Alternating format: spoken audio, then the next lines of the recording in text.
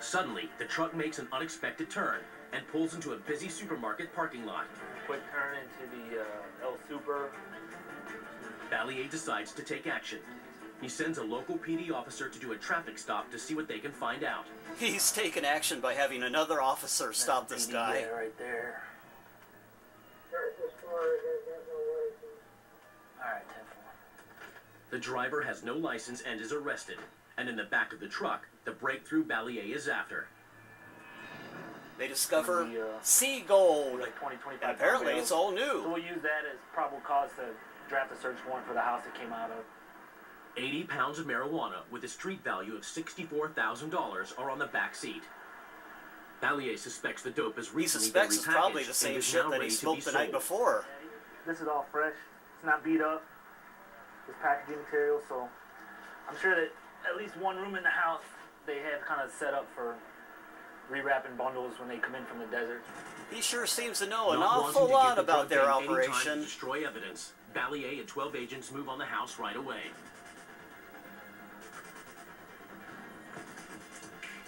The blurry head squad is called in. Go, go, go.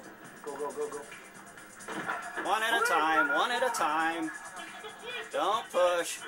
Take a number. Inside the property, they find 170 pounds of marijuana, a .40 caliber Luger pistol, walkie-talkies, and some ledgers full of names and numbers. And stoned out of his mind, that gecko from Geico. Marijuana for sale and is awaiting trial.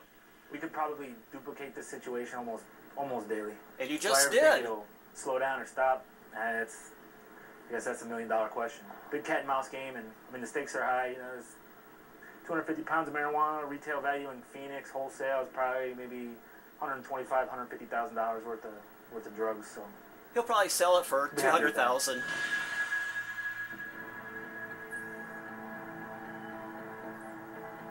Besides its problems with the drugs trade, Phoenix is also a major transportation hub for illegal immigrants entering the U.S. In Arizona alone, an estimated 500,000 illegals try to obtain false documents. And that's just in 1 hour. Responsible for tracking down this kind of illegal forgery is the Border Crime Task Force Impact, led by Detective Mark Herman. The manufacturers will obtain photos. Who in his spare time substitutes as an automated voice machine. Cards, the laser visas, social security cards, driver's licenses, whatever they need, so they can appear to have legitimate documents, whether they're applying for work or traveling. Nava Joe. Today, Herman's joining Sergeant David Lugo and his team to carry out a search warrant on an apartment he suspects is being used to manufacture fake ID cards. They will pose as fake Major League Baseball players. I want you to hide behind this wall and cover this window for us. And if we get any bodies, just walk them down to you while we get the apartment cleared. A criminal with connections to the cartels, the target has a history of run-ins with the law. The gentleman named Gordo, they investigated and arrested him back in 2009. Listen, it's Officer Ray Romano. They had back then in 2009 for the exact same charge, providing the false identities to the undercover officers.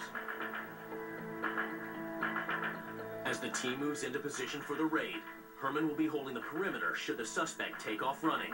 In other words, he's a Uncertain of the true coward. risks of the mission, they take no chances.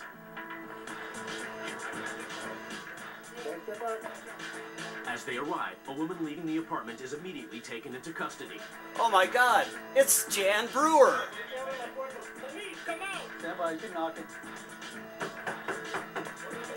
With no response, Sergeant Lugo gives Sergeant the order to Lugie? enter the property. I'm moving across. Parlez-vous français? No one else is home. Clear.